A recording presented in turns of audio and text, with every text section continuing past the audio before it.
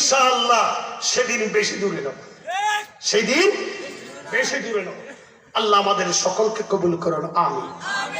প্রিয় হাজরিন, তাহলে কথা বলতেছিলাম যে আজকের নামাজ, সমাজে নামাজ আছে, মসজিদে নামাজের জামাত আছে, আজান আছে, কিন্তু তার হাকিকত যেটা সেটা কিন্তু নাই।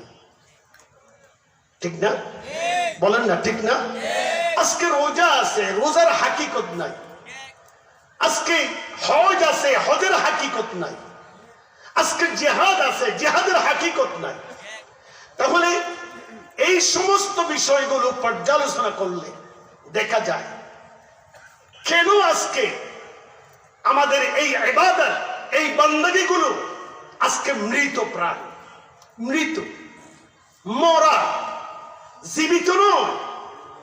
আমাদের নামাজ, আমাদের নামাজের ভিতরে প্রকৃত রূহ নাই, আমাদের রোজার ভিতরে প্রকৃত রূহ নাই, আমাদের হজের ভিতরে প্রকৃত রূহ নাই, আমাদের জিহাদের ভিতরে প্রকৃত রূহ নাই। ঠিক কিনা বলেন? একজন মানুষের দেহ থেকে যদি রূহটা বেরিয়ে যায় তখন কি বলেন আপনারা? মরা বলেন তো, লাশ বলেন তো, ঠিক না? চেয়ারম্যান সাহেব ইন্তেকাল করছে, জানাজার জন্য যখন তার লাশ, তার কফিন যখন আনা হলো, তখন আপনারা কি বলেন চেয়ারম্যান সাহেব আসছে? বলেন কি আসছে? লাশ এসে গেছে, লাশ। একটু আগেও যিনি চেয়ারম্যান ছিলেন, একটু আগেও যিনি মুহাদ্দিস সাহেব ছিলেন, একটু আগেও যিনি ইমাম সাহেব ছিলেন, এই একটু পরে আপনি তাকে বলতেছেন লাশ এসেছে। কি এসেছে? লাশ এসেছে। তাহলে বুঝা যায়, আমি কথাটা বুঝাতে চাচ্ছি,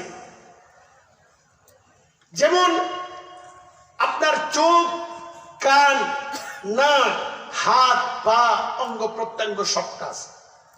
রূহটা না থাকলে আপনার হাত দিয়ে কাউকে বাধা দিতে পারবেন?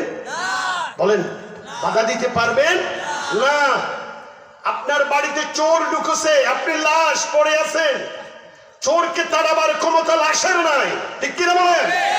লাশের চোর তাড়াবার ক্ষমতা নাই।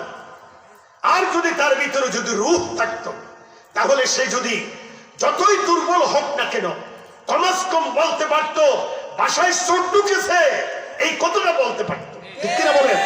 তো এজন্য বুঝাতে চেয়েছিলাম, আমাদের বর্তমান ইবাদত গুলো তো লাশ হয়ে গেছে। কি হয়ে গেছে? এটা লাশ। কাউকে কিছু বাধা দিতে, অন্যায়ের বিরুদ্ধে কথা বলতে পারে না, অন্যায়কে প্রতিহত করতে পারে না। সমাজের অন্যায়, অনাচার, পাপাচার, এই সমস্ত কার্যকলাপ গুলো প্রতিনিয়ত বেড়েই চলতেছে। নামাজিও আছে, রোজাদার আছে, হাজি আছে, গাজী আছে, আলেম ওলামা আছে, মসজিদ মাদ্রাসা আছে, যেগুলো টাকা দরকার সেগুলো নাই। ঠিক কিনা বলে? সেই বিষয়টাকে কেন্দ্র করে আমি আজকে যে বিষয়টা আমি বাছাই করলাম, এখানে এসে আসার সময়ও চিন্তা করি নাই কি বলবো, কি বিষয়ের উপর কথা বলবো। আমি গাড়িতে যখন ছিলাম তখনও চিন্তা করি নাই। এখানে আসার পর আপনাদেরকে দেখে আল্লাহ পাকের পক্ষ থেকে হয়তো ইশারা হতে পারে, আল্লাহ পাকের পক্ষ থেকে ইশারা হতে পারে। তো একটা বিষয়ের উপর কথা বলতেছি, যে বিষয়টা খুবই গুরুত্বপূর্ণ। যেমন এই বিষয়টা বুঝাবার জন্য আরেকটা কথা বলি, বলবো? কি বলেন? বলবো?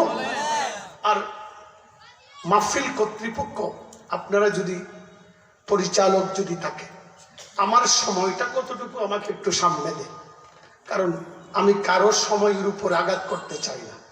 আমার জন্য যা নির্ধারিত হবে আমি ইনশাআল্লাহ, আল্লাহ যদি তৌফিক দেয়, অতক্ষণ আমি আপনাদের সামনে থাকবো। আপনারা থাকবেন তো? সকলে থাকবেন তো ইনশাআল্লাহ? হ্যাঁ। তাহলে দেখেন, আমাদের পুরো বডিটা, শরীরটা, যেমন আমার ওজন, আমি প্রায় 2 মণ মতো, আমার ওজন আছে প্রায় 2 মণ, 80 কেজি মতো। এইভাবে আমার চাইতে মোটা আরো বেশি মানুষ নাই? অনেক মানুষ নাই? যেমন কতদিন আগে শুনলাম যে একজন নাকি 9 মণ, একজন মানুষের ওজন কত মণ? 9 মণ। তাহলে হাঁটতে গেলে এই এত বড় ভারী শরীরটা বহন করে কে? আমি বুঝাই ন পারি অন্ডারে অন্ডা আর অন্ধে এই যে আর শরীর এত ওজনওয়ালা শরীর ইয়ান ধরে এক জায়গার তো আর এক জায়গার যাইতে আর কি দিয়ে যায়? পা দিয়ে। তাহলে শরীরটাকে কে বহন করে? পা বহন করে। ঠিক আছে না বাবা? একদিন প্রথম কথাটা বুঝতে পারে না, এই জন্য এত লাইতে হয় মাঝে মাঝে আর ওই শেষা উয়া হয়ে ফেলাই। ঠিক আছে তো? মাঝে মাঝে আমার শেষা কথাটাও আমি বলি। তাহলে বুঝাতে চেয়েছিলাম যে শরীরটা বহন করে কে? পা। তো পা একদিন বলতেছে পুরো শরীরটা আমি বহন করি, তোমাদেরকে এক জায়গা থেকে অন্য জায়গায় আমি নিয়ে যাই। তোমরা এর উপরে তোমাদের কাঁধ দিয়ে যদি 2 মণ 2.5 মণ যে যত পারে বোঝা যখন তোমরা কাঁধে নাও, এটাও আমি কষ্ট করে এক জায়গা থেকে অন্য জায়গায় নিয়ে যাই। আমি তোমাদেরকে কি দিই? অর্থনৈতিক ভাবে যথেষ্ট পরিমাণ সাপোর্ট আমি তোমাদেরকে দিই। ঠিক না? তাহলে আমি আমার মনের একটা বড় দুঃখ, কার? পায়ের। পা বলতেছে আমার মনের একটা বড় দুঃখ আছে, এই পেট বেচারা শুধু খায় আর খায়, কোনো কাজ করে না। হঠাৎ বুঝম মাল্লার বুঝছে? তাহলে পুরো শরীরটা বহন করে পা, এরপরে বোঝাও বহন করে পা, আপনাকে অর্থনৈতিক ভাবে যথেষ্ট সাপোর্ট দেয় পা, কিন্তু তার অভিযোগ কোথায়? কার বিরুদ্ধে অভিযোগ? চোখের বিরুদ্ধে অভিযোগ নাই, কানের বিরুদ্ধে অভিযোগ নাই, অন্য অঙ্গ প্রত্যঙ্গের বিরুদ্ধে কোনো অভিযোগ নাই। অভিযোগটা হচ্ছে পেট। এই পেট শুধু খায় খায়, সারাদিন খায়, কোনো কাজ করে না। দি বেলি ইট এন্ড ইট। এই পেট শুধু খায় আর খায়। এখন সমালোচনা এক পক্ষ থেকে যখন শুরু হয়ে গেল, আরো কয়েকটা অংশ সোচ্চার হয়ে গেল। তার মাঝে হাত বলতেছে, আরে ভাই পা, তুই যেমন সহযোগিতা করস, তুই শরীরটা বহন করস, ঠিক আছে, তবে আমি হাতের ভূমিকা কি তুই অস্বীকার করতে পারবি? আমি হাত দিয়ে যে কত সহযোগিতা তোকে করি, তুই পা দিয়ে শুধু এদিক থেকে এদিক, এই জায়গা থেকে এই জায়গায় তুই ছুটাছুটি করতে পারবি। একটা টাকাও আমি হাত যদি সহযোগিতা না করি, তুই পা দিয়ে 1 পয়সাও উপার্জন করতে পারবি, ঠিক না? কিন্তু তোর সাথে আমি একমত, দি বেলি ইট এন্ড ইট। এই পেট শুধু খায় আর খায়, কোনো কাজ করে না। তাহলে হাতেরও অভিযোগ কার বিরুদ্ধে? কথা বলেন বাবা, কার বিরুদ্ধে? পেটের বিরুদ্ধে। এই ইন দি মেন টাইম আমাদের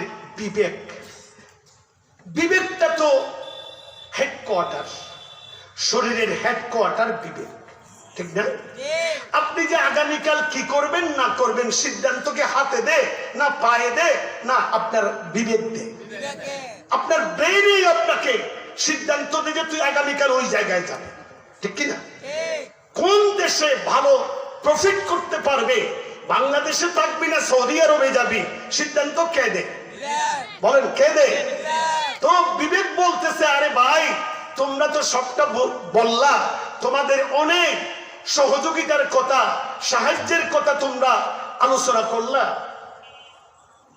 এখন কথা হচ্ছে, দেখো আমার কথা তো তোমরা একবারও চিন্তা করলে না।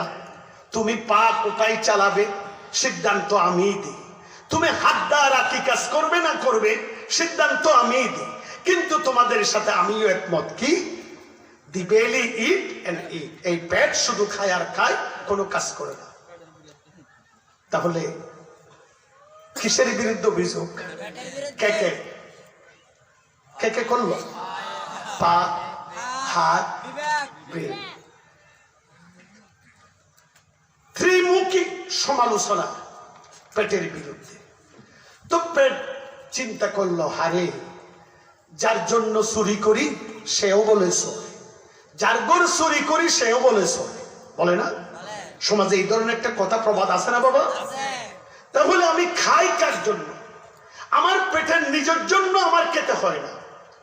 আমি খাই আমার পাকে সুন্দরভাবে পরিচালিত করার জন্য, সচল রাখার জন্য, হাতকে শক্তিশালী করার জন্য আমি খাই। ব্রেইনে সুন্দর সুন্দর পরিকল্পনা সৃষ্টি করার জন্য আমি ব্যাকআপ দিই, আমি তাদের জন্য খাই। আর তোরা আজকে সুযোগ বুঝে আমার বিরুদ্ধে সমালোচনার জট তুললি, ঠিক আছে, তাহলে আমি আজকে অনির্দিষ্ট কালের জন্য অনশন ধর্মঘট করলাম। কি বলছি যে বাবা? হ্যাঁ, আমি অনশন ধর্মঘট করলাম অনির্দিষ্ট কালের জন্য। এখন পেট ধর্মঘট করল। সকালবেলা ব্রেকফাস্ট করে নাই, দুপুর বেলা লাঞ্চ করে নাই, রাতের বেলা ডিনারও করে নাই। 24 ঘন্টা পার হয়ে গেল, 24 ঘন্টা পার হয়ে গেল। তারপর দিন সকাল বেলার ব্রেকফাস্ট করে নাই, দুপুরের লাঞ্চটাও করে নাই। এইভাবে আসরের টাইম হতে না হতে তার ভিতরে কম্পন শুরু হয়ে গেছে, শরীরের মাঝে কাঁপুনি শুরু হয়ে গেছে। এখন হাতও আর ঠিকভাবে কিছু কেস করতে পারে না, ধরতে পারে না। আর পাও আর মসজিদে যেতে চাচ্ছে নামাজের জন্য, জামাতে যেতে চাচ্ছে, যেতে পারতেছে না, পা চলতেছে না। এখন এই মুহূর্তে আমি কি সিদ্ধান্ত নেব? বিবেকও আর কোনো কাজ, কথা বুঝেছে? এখন তারা যখন সকলেই দুর্বল হয়ে গেল, ওরা তখন বুঝতে সক্ষম হলো বড় মুরব্বীর সাথে বিয়াদবি করছি। বলেন না, বড় মুরব্বীর সাথে বিয়াদবি করছি। এখন তারা একযোগে তৃতীয় পক্ষ ঐক্যবদ্ধ হয়ে হাত পা বিবেক এভাবে পেটের কাছে আত্মসমর্পণ করলো। বলতেছে, বাবা তুমি খাও, জনমর মতো খাও, বাবা জনমর মতো খাও, জীবন আর কোনোদিন ঠো শব্দ করবো না। বলে না, জীবন আর কোনোদিন তোমার বিরুদ্ধে ঠো শব্দ করবো না, তুমি খাও বাবা, তুমি না খেলে আমরা জানি মারা, ঠিক কিনা? তাহলে সবকিছুর কেন্দ্রবিন্দু পেট, ঠিক না? জোরে বলেন না, ঠিক না? আজকে যারা মস্তানি যারা করে, এই পেট যদি ঠিক থাকে, পেটে যা দেয় ওখান থেকেই তো শক্তিগুলো সাপ্লাই হয়, ঠিক কিনা? আজকে যারা সমাজে দুর্নীতি করে, অন্যায় করে, অনাচার করে, এইভাবে নিরপরাধ মানুষের উপর অত্যাচার করে, জুলুম করে, নির্যাতন করে, মা বাবাকে কষ্ট দেয়, আজকে তাদের ওই যে ক্যাপাসিটি, ক্ষমতা, পেটে খাদ্য ঠিক আছে, ঠিকভাবে সাপ্লাই হয়। এখন কথা হচ্ছে, ওই পেট যদি মনে করেন আপনার পায়ে যা শক্তি যোগায় পেট থেকে যোগায়, আপনার চোখে যা শক্তি যোগায় পেট থেকে যোগায়, কানে যা যোগায় পেট থেকে যোগায়, ব্রেইনে যা যোগায় পেট থেকে যোগায়, হাতে যা যোগায় পেট থেকে যোগায়, তাহলে আসুন পেটটা যদি ঠিক হয় সব অঙ্গ প্রত্যঙ্গ আল্লাহর হুকুম মানবে। আর পেট যদি ঠিক না থাকে সব অঙ্গ প্রত্যঙ্গ আল্লাহর নাফরমানি করতে ওরা দ্বিধাবোধ করবে না, ঠিক কিনা বলো? তাহলে কথা বুঝে আসছে? তাহলে আসুন এবার পেটকে কেন্দ্র করে কিছু কথা বলুন। শুনতে রাজি আছে? সকলে শুনতে রাজি আছে? আচ্ছা, কয়েকবার একটু দরুদ শরীফ পড়ি। আল্লাহুম্মা সাল্লি আলা সাইয়্যিদিনা মাওলানা মুহাম্মদ ওয়া আলা আলি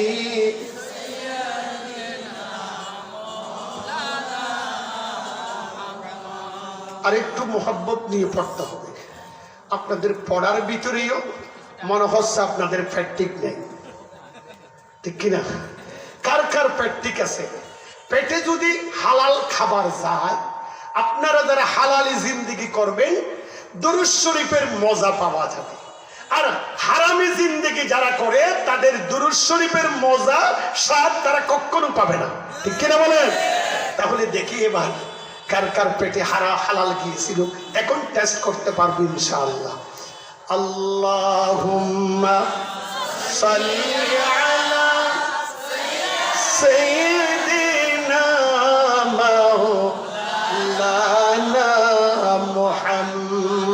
محمد وعلى آل سيدنا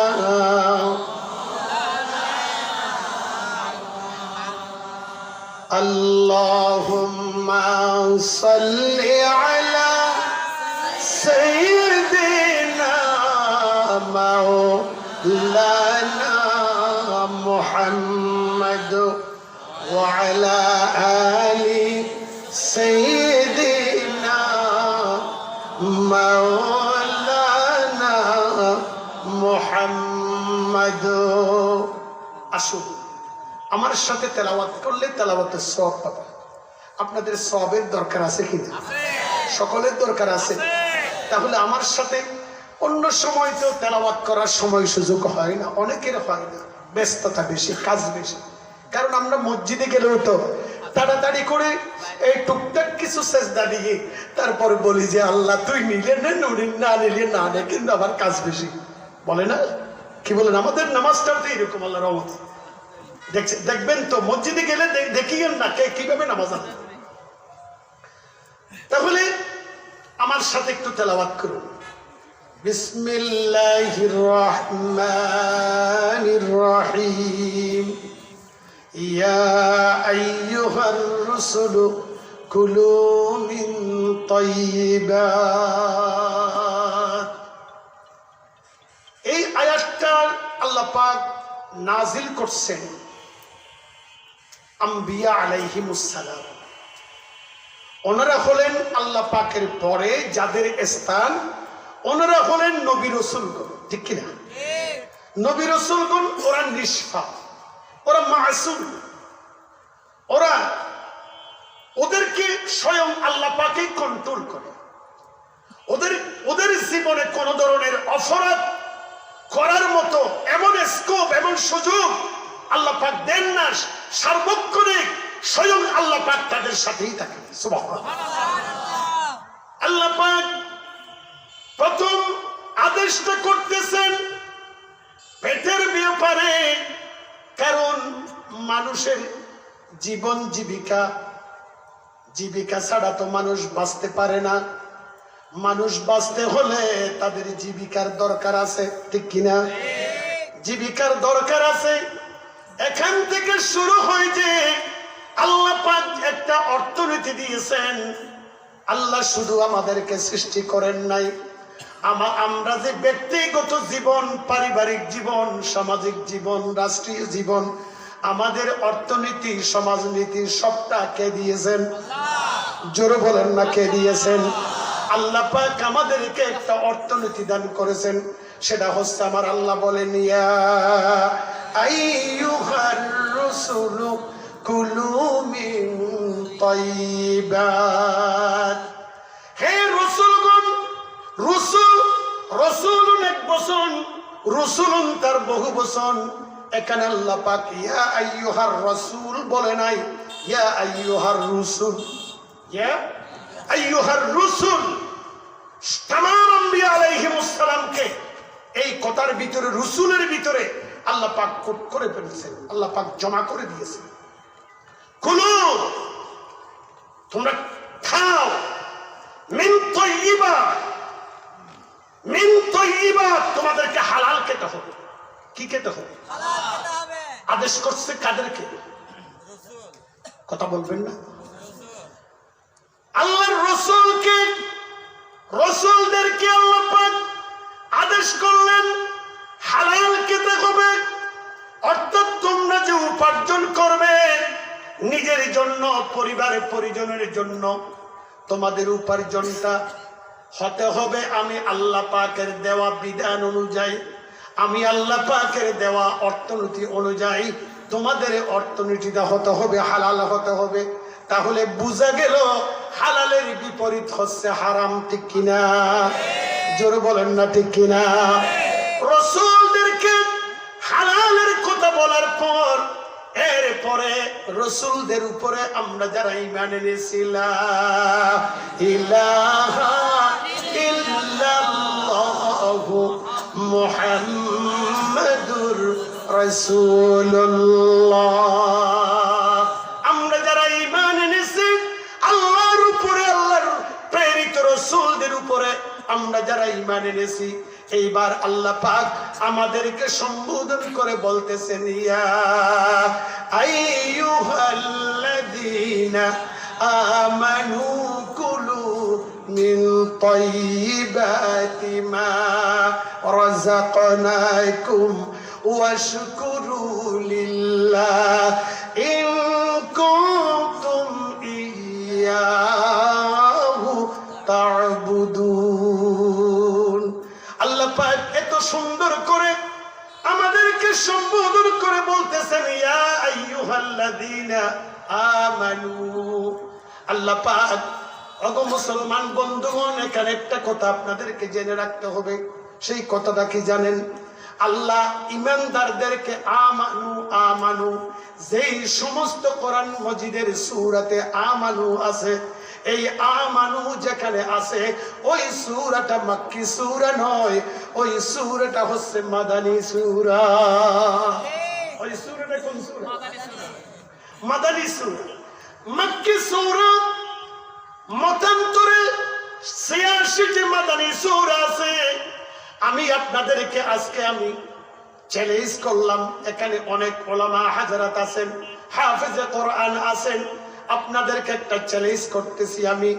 আপনারা দেখেন ৮৬টা মতান্তরে মক্কি সূরার ভিতরে একবারের জন্য আমার আল্লাহ আমানু শব্দ ব্যবহার করেন না, একবারের জন্য করেন।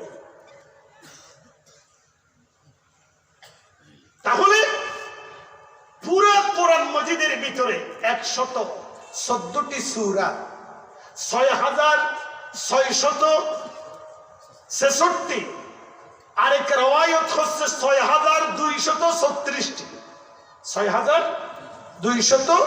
৬২৩৬টি। বর্তমান আমাদের কাছে যে কোরআন মজিদ আছে, ওই কোরআন মজিদে কিন্তু ৬৬৬৬ আয়াত পাবেন না। পাবেন কত? ৬২৩৬টি। কঠিন ৩৬টি, এতটুকু পাবেন যে। প্রিয় বন্ধুগণ, এজন্য বুঝাতে চেয়েছিলাম পুরা কোরআন মজিদের ভিতরে ইয়া আইয়ুহাল্লাযীনা আমানু, এই শব্দটা আল্লাহ পাক ১৩৬ বার ইমানদারদেরকে এত আন্তরিকতা দিয়ে, ভালোবাসা দিয়ে ইমানদার বলে বলে ডাকছেন। সকলে বলি সুবহানাল্লাহ। এইভাবে আল্লাহ পাক ইমানদারদেরকে তো দরদ দিয়ে, প্রেম, ভালোবাসা, মুহাব্বত, আন্তরিকতা দিয়ে আমার আল্লাহ দেখে বলতেছেন, ইয়া আইয়ুহাল্লাযীনা আমানু কুলু মিন তাইয়্যিবাত। শুধু রাসূলরা খাবে না, রাসূলদের জন্য রাসূলরা হালাল খাবে, উম্মত কিন্তু হারাম খেতে পারবে না। এজন্য আমার আল্লাহ পাক রাসূলদের জন্য যেই বিধান দিয়েছেন, তার উম্মতের জন্য এই বিধানটা ফরজ করে দিয়েছেন, ঠিক কিনা? আমার আল্লাহ বলতেছেন, তোমরা যারাই ঈমান এনেছো, ঈমানদার বলে তোমরা যারা দাবি করো, তোমরাও হারাম খেতে পারবে না। হারামি অর্থনীতি, সুদী অর্থনীতিতে তোমরা যেতে পারবে না। তোমাদের সকল ঈমানদার মুসলমানদের অর্থনীতি হবে ইসলামী অর্থনীতি, যাকাত ভিত্তিক অর্থনীতি। সুবহানাল্লাহ। প্রিয় বন্ধুগণ, আল্লাহ পাক বলতেছেন, তোমরা হালাল খাবে। ওয়াশকুরু লিল্লাহ, আমি যে এত সুন্দর একটা জীবন বিধান তোমাদেরকে দিয়েছি বান্দা, তোমরা এই জীবন বিধান যদি ফলো করো, তোমাদের ব্যক্তি জীবনে কোনো অশান্তি থাকবে না, পারিবারিক জীবনে অশান্তি থাকবে না, সমাজে মারামারি কাটাকাটি থাকবে না, রাষ্ট্রে খুন, গুম, হত্যা, রাহাজানি, এই জাতের কাজকর্মগুলো থাকবে না। তোমরা সুন্দর একটা সমাজ বিনির্মাণ করতে পারবে। তাহলে তোমরা, আমি আল্লাহ যে বিধান দিয়েছি, এত সুন্দর একটা হালাল বিধান আমি আল্লাহ তোমাদেরকে দান করলাম, তোমরা সকলেই এই বিধান অনুসরণ করে আমার কৃতজ্ঞতার পাশে দাঁড়াবা, তোমরা শুকরগুজার বান্দাদের কাতারে শামিল হবা। সুবহানাল্লাহ। কথা কার? বলেন কথা কার? কথা হচ্ছে আল্লাহ পাকের। আবার শর্ত কয়েদ লাগালেন আল্লাহ, ইন কুনতুম ইয়্যাহু তা'বুদুন। ইন কুনতুম ইয়্যাহু তা'বুদুন, আমরা যারা হারাম খাইলেও আমরা অনেকে বলি যে হুজুর হুজুর কি আমি হারাম খাইলেও সুদ খাইলেও আমার ইমান ঠিক। এই জাতের কিছু বন্ড আছে না সমাজে? বাবা আছে কিনা বলে? আল্লাহ বলতেছেন ইন কুনতুম ইয়াহু তা'বুদুন। এখানে ইনে শর্তিয়া, এই ইনটা কি? ইনে শর্তিয়াই আল্লাহ পাক শর্ত লাগিয়ে দিলেন, যদি তোমরা প্রকৃত পক্ষে আমার গোলাম হতে চাও তাহলে হারামি জিন্দেগি করে কোনোদিন আল্লাহর গোলাম হয়ে সমাজে থাকা যাবে না। ঠিক কিনা বলো? যারা হারামি জিন্দেগি যারা করে, হারামি লেনদেন যারা করে, ওই জাতের অর্থনীতি যারা চর্চা করে, ওরা সকলে শয়তানের গোলাম। কার গোলাম? জোরে বলো, কার গোলাম?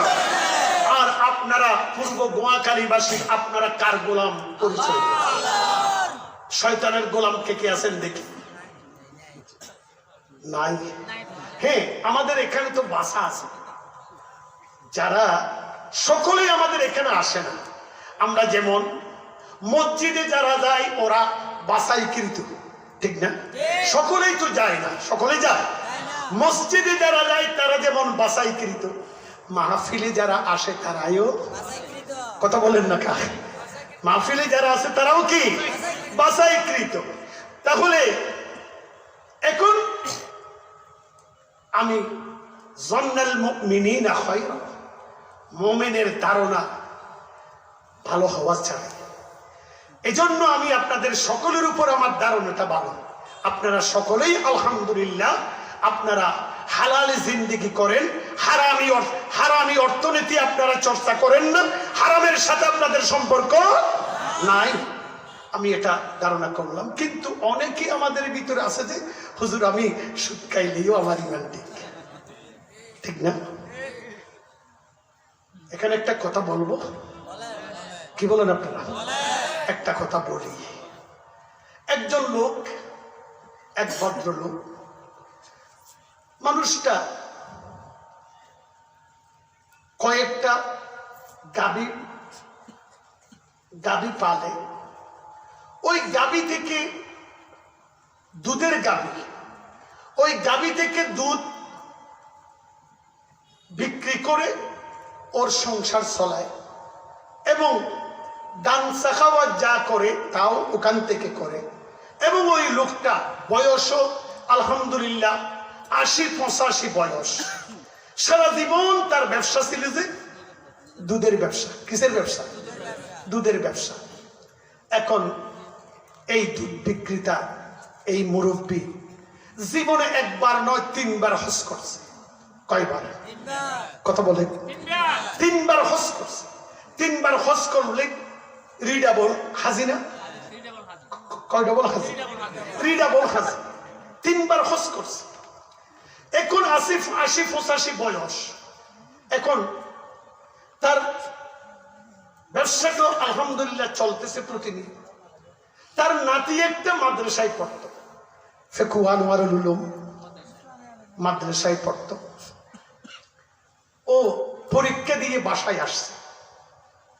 তো বাসায় যখন আসলো দাদা বলতেছে, আরে নাতি, তোর বাপও সারা জীবন আমার উপর তোর বাপও সারা জীবন খাই, তোদেরকে মানুষ করছে, আমাকে তোর বাপ কোনোদিন একটুকু সহযোগিতা করে না। আর তোরা তো এখন বড় হয়েছিস, এখন তো আর মাদ্রাসা নাই, তুই চাইলে কি আমার ব্যবসায় কিছু সহযোগিতা করতে পারিস আমাকে? আমার বয়স হয়ে গেছে না, তোদেরকে কোনো দয়া মায়া নাই? হয়তো অন্য কোথায় পড়লে তাদের দয়া মায়া কম হতো, এখন মাদ্রাসায় পড়ে তো কোরআন হাদিস পড়ে, তার অন্তরের ভিতরে কিছু তো মায়া থাকবেই, এটা তো স্বাভাবিক কথা। তো নাতি বলতেছে, কি বলো দাদা, তোমাকে আমি কি হেল্প করতে পারি? তো বলছে যে আমি এখানে দুধ দোহন করি, আবার বিক্রি করতেও আমাকে যেতে হয়, এই কাজগুলো যেগুলো আমি পারি না, তুই আমাকে একটু সহযোগিতা করিস। এখন কয়দিন আসা যাওয়া করছে দাদার সাথে। এখন দাদার ২ নম্বরই একটা কাজ ধরা খাইছে, কার চোখে? নাতির চোখে। তো ২ নম্বরের কাজ কি? দাদা দুধ পায় ৬ কেজি, কিন্তু প্রতিদিন বিক্রি করে 8 কেজি, তাহলে হয় ওজনে কম দিতে হবে, না হয় তার মাঝে কি পানি মিক্স করতে হবে, ঠিক কিনা? এখন দাদা প্রায় 6 কেজি 2 কেজি পানি মিক্স করে 8 কেজি করে বিক্রি করে। এখন তার মাঝে তো দাদার চোখে তো কোরআনের হাদিসের শরীয়তের হারাম হালালের চশমা তো দাদার চোখে না, ঠিক কিনা? যেমন আমাদের অনেকের চোখে তো আমরা এখন আমাদের চোখে চশমা যেটা লাগাইছি, হয়তো কেউ ভারতীয় চশমা, কেউ রাশিয়ার চশমা, কেউ আমেরিকার চশমা, যদিও আমরা বাংলাদেশের মুসলমান, ঠিক কিনা? কিন্তু আমাদের চশমাটা ভিন্ন ভিন্ন। এখন কথা হচ্ছে শরীয়তের ইসলামের এই কোরআন এবং সুন্নাহর প্রকৃত মজাটা যদি পেতে হয়, আপনাকে চশমা পরিবর্তন করতে হবে। সব দেশের চশমা ডিলিট করে দিয়ে মক্কা মদিনার চশমা লাগাইতে হবে, ঠিক কিনা বলো? ডক্টর আল্লামা ইকবাল বলেন, খেরা ন কর চিকা মুঝে জলওয়ায়ে দানিশে ফিরন্স সুরমতে আঁখোं में मेरे खाके मदीनतुर रसूल, सुरमते आँखों में मेरे खाके मदीनतुर रसूल। ডক্টর আল্লামা ইকবাল বললেন, আমি অক্সফোর্ডে পড়ালেখা করেছি, আমি সেই ইহুদি নসরাদের সুন্দরী সুন্দরী যুবতী উলঙ্গ নারীদের সাথে আমি ক্লাসে বসতাম, ওদের সাথে আমি পড়ালেখা করেছি। আমার এই দেশের অনেক মুসলমান সেখানে পড়ালেখা করতে গিয়ে তাদের কালচার গ্রহণ করে যাওয়ার সময় মুসলমান হয়ে যেত, আসার সময় ইহুদি নসরা হয়ে আসতো। সকলে বলি নাউজুবিল্লাহ। আর ডক্টর আল্লামা ইকবাল বলেন, আমাকে তারা চেঞ্জ করতে পারে নাই, আমার আদর্শ ওরা পরিবর্তন করতে পারে নাই। কেননা যদিও আমি সেই ইহুদি নসরাদের দেশে থাকতাম, সেখানে পড়তাম, ওই সুন্দরী রমণীদের এই ক্লাসে আমি বসতাম, আল্লাহর কসম করে বলি আমি ডক্টর আল্লামা ইকবালের চোখে মক্কা মদিনার চশমা ছিল। আল্লাহু আকবার। প্রিয় বন্ধুগণ, নাতির চোখে তো শরীয়তের চশমা আছে, কোরআন হাদিসের চশমা আছে, হারাম হালাল তার চশমা দিয়ে দেখা যায়, ঠিক কিনা? দাদার চোখে দেখা যায় না, কারণ কোরআন হাদিসের ইলম তো তার মাঝে ছিল না, ঠিক কিনা বলেন? প্রিয় বন্ধুগণ, আজকে এই জন্য আমাদের স্কুল কলেজ ইউনিভার্সিটি থেকে বড় বড় ডিগ্রি নিয়ে আমাদের সন্তানরা আসে, আমরা তাদের পিছনে কত টাকা খরচ করি, আমরা বড় বড় আশা নিয়ে তাদেরকে স্কুল কলেজ ইউনিভার্সিটিতে পড়াই, কিন্তু আল্লাহর কসম করে বলি ক্লাস 1 থেকে শুরু করে মাস্টার্স পর্যন্ত কোন সিলেবাসে আল্লাহকে চিনার, রসুলকে চিনার, পরকালকে বুঝার এবং কোনটা হালাল কোনটা হারাম এগুলো জানার কোন সিলেবাসে এই জাতের কোন শিক্ষা ব্যবস্থা নাই, ঠিক কিনা বলো? এজন্য আজকে আমার দেশের শ্রমিকরা দুর্নীতি করে না, চুরি ডাকাতি তারা করে না, আমার দেশের গরিবেরা তারা যারা করে না, আমার দেশে যারা বড় বড় চোর এবং বড় বড় ডাকাত, সবচাইতে বড় সন্ত্রাসী এবং দুর্নীতিবাজ, ওরা হচ্ছে বড় বড় সার্টিফিকেটধারী স্কুল কলেজ ইউনিভার্সিটি থেকে আজকে বড় বড় চোর আর ডাকাত সন্ত্রাসী বের হয়, ঠিক কিনা বলো? যদিও হয়তো অনেকের কাছে আমার কথাটা খারাপ লাগতে পারে, আল্লাহর ওয়াস্তে ওদিকে না গিয়ে একটু করে আপনার চক্ষু বন্ধ করেন, আপনি দেখেন আজকে আমাদের দেশে কলা চুরি যারা করে তাদের পানিশমেন্ট হয়, যারা গড় সিংহে তাদের পানিশমেন্ট হয়। আমাদের 8,000 কোটি টাকা আমাদের রিজার্ভ ফান্ডের টাকা যারা চুরি করে খাইল, আজ পর্যন্ত তাদেরকে ফাইন্ড আপ করা হলো না, ঠিক কিনা বলো? চুরি কারা করে? ওরা কোন মাদ্রাসা থেকে বের হয় নয়, ওরা মাদ্রাসার ছাত্র নয়, ঠিক কিনা বলে? বড় বড় ডিগ্রিধারী বিসিএস ক্যাডার, ওরাই তো সব গোটা দেশটাকে লুটে পুড়ে খাচ্ছে তারা। ঠিক কিনা বলো মুসলমান? প্রিয় বন্ধুগণ, আমি বিরোধিতার খাতিরে বিরোধিতা করতেছি না। আমি যেটা সত্য, যেটা আমার চোখে আমি প্রতিনিয়ত, আপনারাও দেখেন আমিও দেখি, আপনারা যেটা জানেন আমিও জানি। আমি অন্ধ নই, আমার চোখ কান খোলা আছে। মাল্লাম ইয়ারিফ আহওয়ালুজ জামান ফাহুয়া জাহিল। যারা দেশে কি হচ্ছে না হচ্ছে এই খবর যারা রাখে না, আল্লাহ ফতোয়ায়ে শামী ওয়ালা বলতেছে ওরা আলেম না, ওরা জাহিল। ঠিক কি বলো? ওরা জাহিল, ওরা জাহিল। এখন নাতি বলতেছে, দাদা তুমি এই টাকা দিয়ে আমাকে ফর্ম ফিল আপ করাইলা, আমি রেজিস্ট্রেশন করছি তোমার এই টাকা দিয়ে, 2 নম্বরই টাকা দিয়ে। আমাদের পেটে তুমি এই টাকাগুলো দিছো, আমাদের পরিবারটা তো তুমি ধ্বংস করে দিছো, আমাদের পরিবার তো তুমি ধ্বংস করে দিছো। আমার বাবার জীবন শেষ, আমার পুরো এন্টায়ার ফ্যামিলির জীবন তুমি শেষ করে দিছো। দাদা বলতেছে, কি তুই কি বলস? আরে দাদা, তোমার এই পানি মিক্স করা দুধের পয়সা আর শুকরের গোশত বিক্রি করা পয়সা শরীয়তের দৃষ্টিকোণ দিয়ে দুটোই সমান। শুকরের গোশত বেশা পয়সা যেমন হারাম, দুধে পানি মিক্স করে 2 নম্বরে করে যারা এইভাবে পয়সা কামায় তাদের পয়সাও একইভাবে হারাম। ঠিক কিনা বলেন? এখন দাদা বলতেছে, আরে লের ফুন্নাতি, তুই কয় পাতা থেকে কয় পাতা পড়ছিস? আমি আমার জীবনের প্রায় 85 বছর আমি সারাটা জীবন আরে মোলামাদের বৈঠকে থাকি, আমি কোনো মাহফিল বাদ দিই না। আমি ইসলামী মহাসম্মেলন বললেও যায়, মিলাদুন নবীর মাহফিলেও যায়, তাফসীরুল কোরআন মাহফিলেও যায়। আমি দুধে পানি মিস করলেও আমার ইমানটি ঠিক।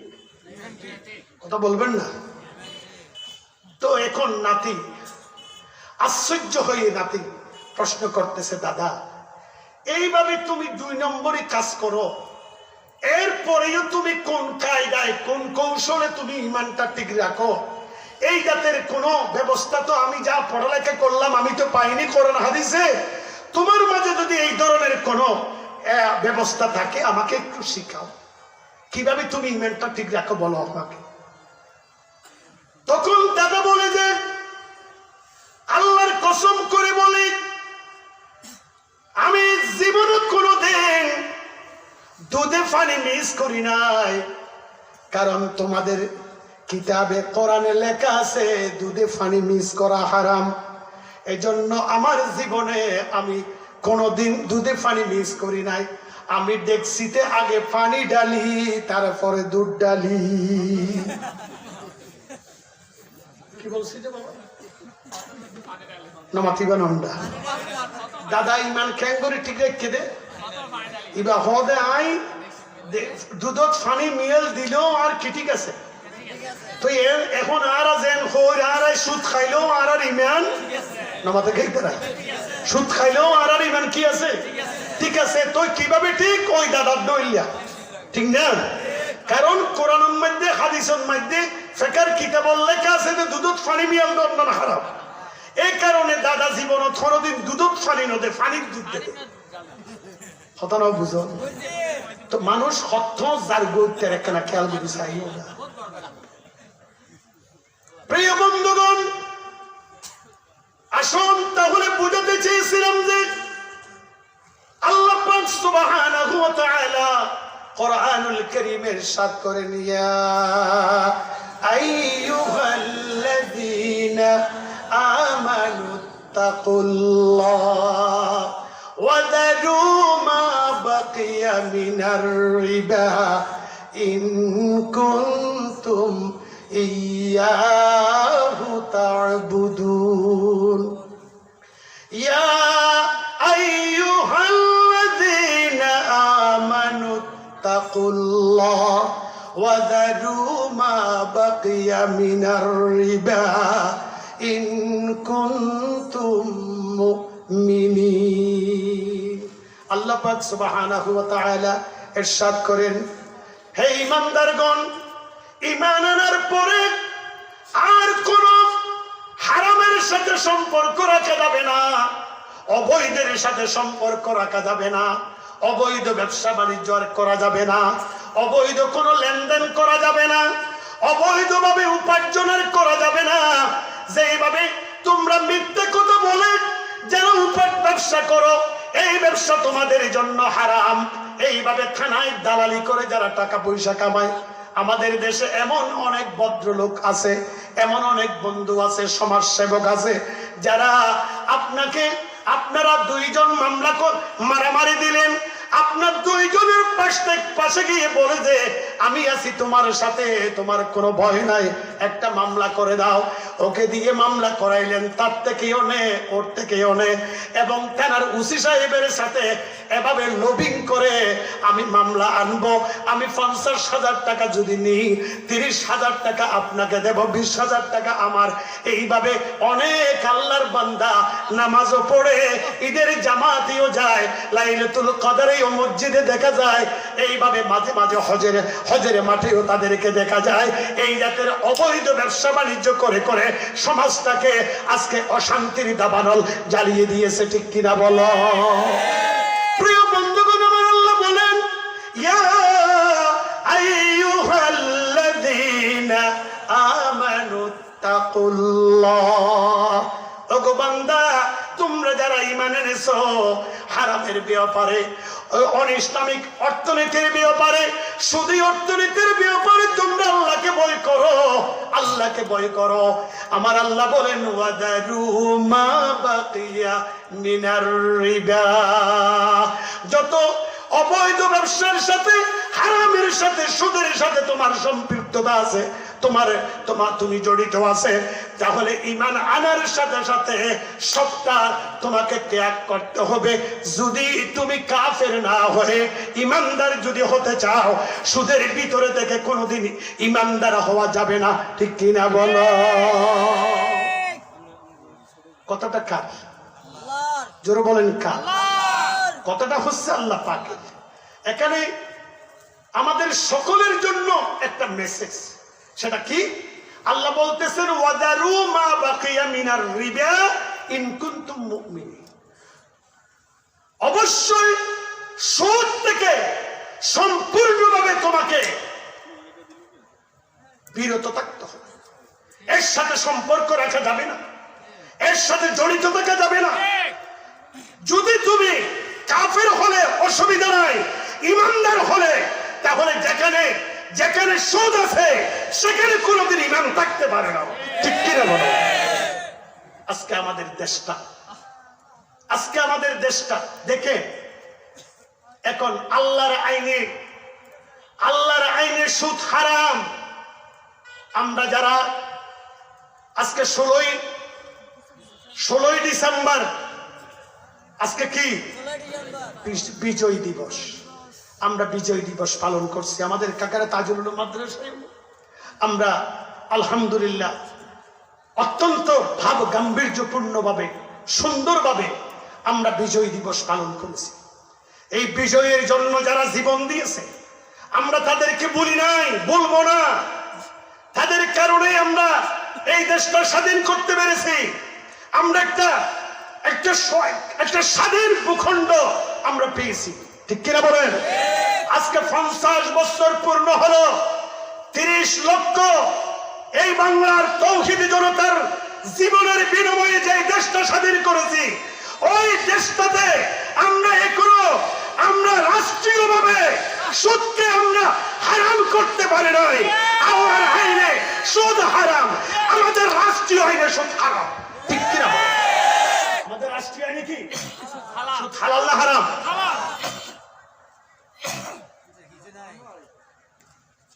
প্রিয় বন্ধুগণ, একটু করে খেয়াল করেন, হযরত ইমাম আবু হানিফা রাহমাতুল্লাহি আলাইহি, ইমাম আবু হানিফা তিনি আমাদের মাযহাবের ইমাম। আমরা বাংলাদেশে আলহামদুলিল্লাহ শতকরা 98 জনেই আমরা হানাফি মাযহাবকে অনুসরণ করি। ঠিক না? জোরে বলেন না ঠিক না? ইমাম মাযহাবের ইমামদের মাঝে তিনি হলেন একমাত্র খায়রুত তাবিঈন। খায়রুত তাবিঈন ইমাম আবু হানিফা রাহমাতুল্লাহি আলাইহি তিনি চারজন সাহাবীর কাছ থেকে তিনি কোরআন এবং হাদিসের ইলম হাসিল করেছেন। সুবহানাল্লাহ। যে ইমাম আবু হানিফা রাহমাতুল্লাহি আলাইহি যেই দিন ইন্তেকাল করলেন, ইমাম শাফি রাহমাতুল্লাহি আলাইহি সেই দিনেই মায়ের গর্ভ থেকে দুনিয়াতে আসছেন। ইমাম আবু হানিফা রাহমাতুল্লাহি আলাইহির লাশ যখন এইভাবে খাটিয়ায় করে জানাজার জন্য নেওয়া হচ্ছে, ইমাম শাফি রাহমাতুল্লাহি আলাইহির মা তখন কেঁদে কেঁদে বলতেছে, বাবা আমার ছেলেটা যদি আর কয়দিন আগে যদি দুনিয়াতে আসতো, এত বড় একজন বুজুর্গের সোহবতে আমার ছেলেটা লাভ করতে পারতো। তোমরা একটু দাঁড়াও, এত বড় একজন বুজুর্গ দুনিয়া বাসা আলেম আজকে দুনিয়া থেকে চলে যাচ্ছে, একটু দাঁড়াও, তোমরা খাটটা একটু রাখো। ইমাম শাফি রাহমাতুল্লাহি আলাইহির মা তার সন্তানটাকে একবার খাটিয়ার নিচে ঢুকাইলেন, আবার বের করলেন। তার ফয়েজ বরকতে পৃথিবীর 2 নম্বরের ইনাম আল্লাহ পাক কবুল করে নিয়েছেন। সুবহানাল্লাহ। তিনি কত বড় ইমাম! ইমাম আবু হানিফা রাহমাতুল্লাহি আলাইহি তিনি কত বড় ইমাম! একদিন অনেক দেশের বাছাইকৃত বুজুর্গ আলেম ওনার কাছ থেকে কোরআন এবং হাদিসের সবক নেওয়ার জন্য যেতেন। এইভাবে শত শত আলেমের বিশাল বহর নিয়ে ইমাম আবু হানিফা রাহমাতুল্লাহি আলাইহি এক রাস্তা দিয়ে হেঁটে যাচ্ছে। পথে 8-10 জন বালক খেলতেছে। তার মাঝে 10 জন বালকের মাঝে সবচাইতে যে ছেলেটা সুন্দর, হৃষ্টপুষ্ট, ওই ছেলেটা আলেমদেরকে দেখে 9 জন ছেলে সকলে দাঁড়িয়ে গেল এবং সকলেই সম্ভাষণ জানালো, আসসালামু আলাইকুম ওয়া রাহমাতুল্লাহ বলল। ওই ছেলেটা যেটা সবচাইতে বেশি সুন্দর এবং হৃষ্টপুষ্ট, ওই ছেলেটা সালামও করে নাই, দাঁড়াইলিও না। এই দৃশ্য দেখে ইমাম আবু হানিফা রাহমাতুল্লাহি আলাইহির পিছনে যেই সমস্ত উলামা হাজারাত ছিলেন, ওনারা প্রশ্ন করলেন, হুজুর একটা মাসলা আমরা বুঝতে পারলাম না, দয়া করে আমাদেরকে একটু মাসলাটা বুঝাই দেন। তো বলল, কি বাবা, কি মাসলা বলো? হুজুর এই যে 10 জন ছেলে, বালক ছেলে এখানে খেলছিল, আমাদেরকে দেখে, আলেমদেরকে দেখে 9 জন ছেলে দাঁড়াই গেল, সালাম করলো। একজন ছেলে আমাদেরকে সম্মান প্রদর্শন করলো না, দাঁড়াইলো না, সালামও দিল না। হুজুর জানি না, মাসলাটা আমরা বুঝতে পারলাম না, বিষয়টা কি আমরা জানতে পারলাম না। ইমাম আজম রাহমাতুল্লাহি তাআলা আলাইহি তখন ওই ছেলেটাকে ডেকে বলছেন, বাবা তুমি এদিকে আসো। ছেলেটা ইমাম আজমের সামনে আসলো। তাকে বলা হলো, তোমার মা বাবা আছে নাকি? হুজুর আছে। তাহলে তোমার মায়ের কাছে যাও, আমার একটা সালাম বলিও, আমার একটা সালাম তোমার মাকে দিও। তোমার মা থেকে একটু জেনে আসো, তোমার বাবা কিসের ব্যবসা বাণিজ্য করে, তোমার বাবা টাকা পয়সা কিভাবে উপার্জন করে, এই বিষয়টা একটু তোমার মা থেকে জেনে আসো। ছেলে গেল মায়ের কাছে, মাকে বলতেছে, মা আমাকে একজন হুজুর তোমার কাছে পাঠাইছে। ও মা তুমি বলো, আমার বাবা কিসের ব্যবসা বাণিজ্য করে, আমাদেরকে যে প্রতিদিন খাবার পরিবেশন করেন আপনি, ওই খাবারগুলো আমার বাবা যে টাকা পয়সা উপার্জন করে, কিসের ব্যবসা বাণিজ্য আমার বাবা করে। একজন হুজুর আমাকে পাঠাইছে আপনার কাছে বিষয়টা জানার জন্য, দয়া করে তুমি এই প্রশ্নের জবাবটা দাও। তখন মা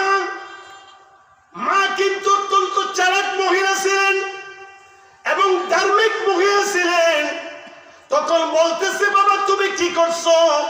হয়তো তুমি হুজুরদের সাথে কোনো বেয়াদবি করেছো বাবা, তুমি কোনো অবৈধ আচরণ তাদের সাথে করেছো, না হয় কোনো হুজুর এই বিষয়টা জানার জন্য আমার কাছে কোনোদিন পাঠাইতো না।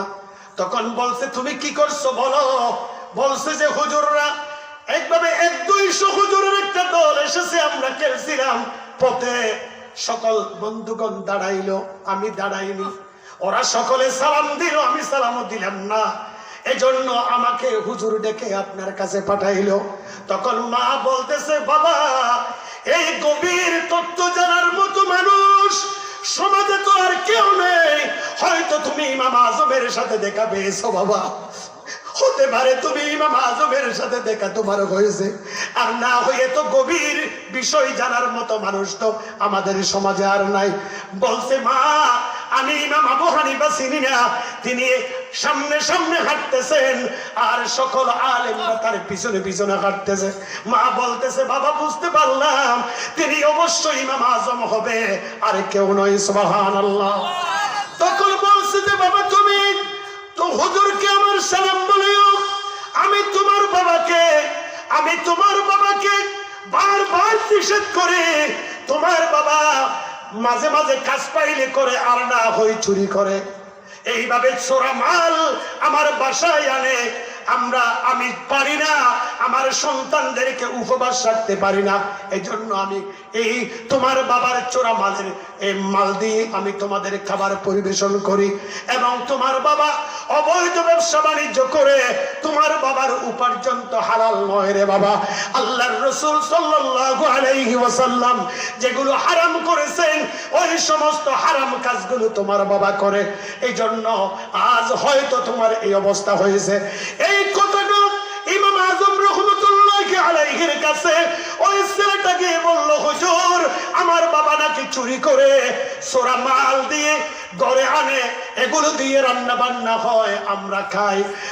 ইমাম আজম রাহমাতুল্লাহি তাআলা আলাইহি তিনি বলছেন আচ্ছা ঠিক আছে বাবা তুমি একটু দয়া করে আমার চেহারার দিকে তাকাও, আমার চেহারার দিকে তাকাও। ইমাম আজম রাহমাতুল্লাহি তাআলা আলাইহি তাকে এমন ভাবে ফয়জাত তাকে দিলেন, দেখা গেল ওই ছেলেটার পায়খানার রাস্তা দিয়ে আপনার কালো কালো রক্ত বের হয়েছে, সুবহানাল্লাহ। কালো কালো রক্ত বের হলো, আর ওই আলেমদেরকে ইমাম আজম রাহমাতুল্লাহি তাআলা আলাইহি বললেন দেখো ওই তার বাবা হারাম খাওয়ার কারণে, ওদেরকে হারাম খাওয়ার কারণে শয়তান এইভাবে তার সাথে তার সেই ছেলেটা যখন তার বাবা যখন তার স্ত্রীর সাথে মিলিত হয় তখন শয়তানও তার সাথে মিলিত হয়, এইভাবে শয়তানের রক্ত আর তার বাবার রক্ত মিক্স হয়ে এই ছেলেটার জন্ম হলো, যার জন্য তার কাছে আলেমের কোনো মূল্য নাই, ইসলামের কোনো মূল্য নাই, দ্বীনের কোনো মর্যাদা তাদের কাছে নাই, ঠিক কিনা বলো? প্রিয় হাজরিন আজকের সমাজটা তো আজকে যেই যুবক একটা মুসলিম পরিবারের সন্তান, কিন্তু তার চরিত্র হওয়া দরকার ছিল আজান যখন দেয় তার মাঝে আল্লাহ পাকের নাম যখন উচ্চারিত হয় তার সামনে ইন্নামাল মুমিনুন ইযা যুকিরাল্লাহ ওয়াজিলাত কুলুবুহুম, তার কলবের ভিতরে পালপিটেশন হওয়া দরকার, ঠিক কিনা বলো? আজানের আওয়াজ শুনলে ইমানদার করে বসে থাকতে পারে না, ঠিক কিনা বলো? কিন্তু আজকে তার রক্ত তো হালাল নয়, তার বাবার রক্ত হালাল নয়, 360 ফুটা রক্তের ভিতর থেকে এক ফোঁটা বীর্য তৈরি হয়, এটা চিকিৎসা বিজ্ঞানের কথা। এক ফোঁটা বীর্য তৈরি হয় 360 ফুটা রক্ত থেকে। এই আপনার খাবার থেকে রক্ত তৈরি হয়, খাবার যদি হারাম হয় ওই রক্তগুলো হারাম, এই বীর্য তৈরি হয় এগুলো হারাম। হারামি বীর্য থেকে যদি সন্তান দুনিয়াতে আসে সেই সন্তান কোনদিন আল্লাহ এবং রাসূলের হুকুম মানবে না, ইসলামের কথা ভালো লাগবে না, মসজিদ ভালো লাগবে না, মন্দির ভালো লাগে, এভাবে গির্জা ভালো লাগে, ইহুদি নাসারা ভালো লাগে তাদের, ঠিক কিনা বলো?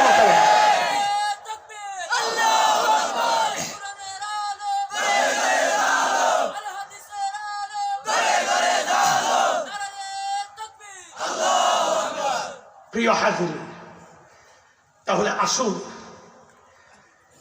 আমরা যার উপর ঈমান এনেছি, কার উপর? আল্লাহর পরে আমাদের ঈমানটা দুই ভাগে বিভক্ত। ঈমানটা কয় ভাগে বিভক্ত? দুই ভাগে। লা ইলাহা ইল্লাল্লাহ, এটা হচ্ছে আল্লাহ পাকের অংশ।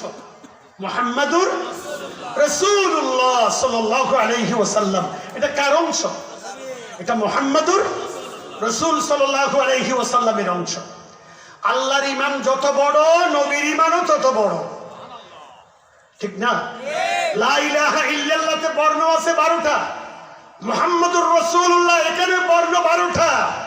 তাহলে আল্লাহর ঈমান যত বড়, নবীর ঈমানও।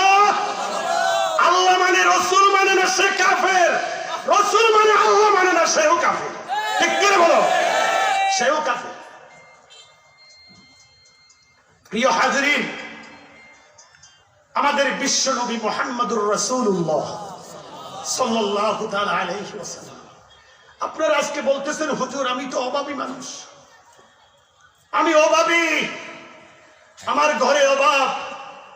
অভাব হওয়ার কারণেই আজকে আমাকে সুদের সাথে জড়িত হতে হয়, অবৈধ উপার্জনের সাথে সম্পৃক্ত হতে হয়। অভাবের কারণে আমার বিশ্ব নবীর পরিবারের দিকে তাকাও, আমার বিশ্ব নবীর পরিবারের দিকে তাকাও।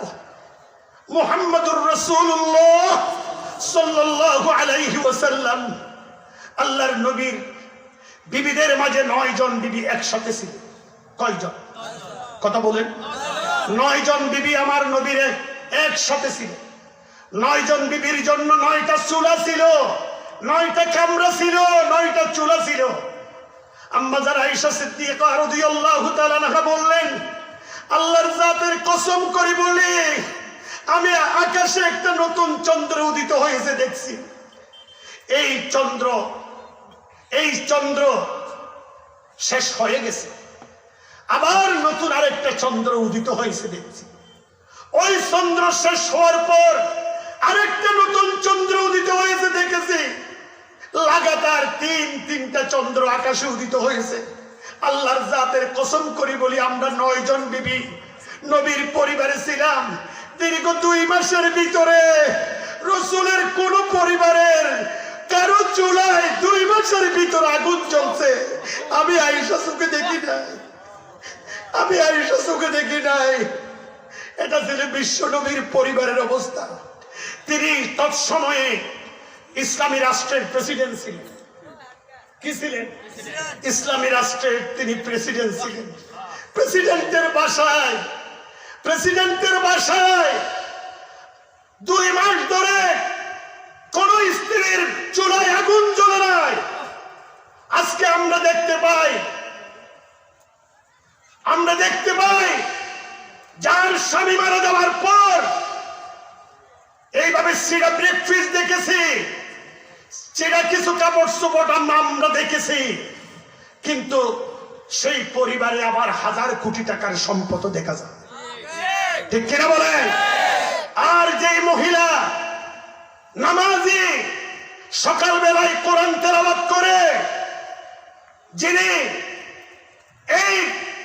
এমন একজন নামাজি মহিলা যিনি ফজরের কোরআন তেলাওয়াত না করে ঘর থেকে বের হয় না, এমন বিদুষী মহিলা, ধার্মিক মহিলা, সে পার্লামেন্টে দাঁড়িয়ে বলছে আমার অভাবের কারণে আমার ছেলে এমন একটা ইউনিভার্সিটিতে ঠিক ছিল, টাকার জন্য ভর্তি করাইতে পারি না।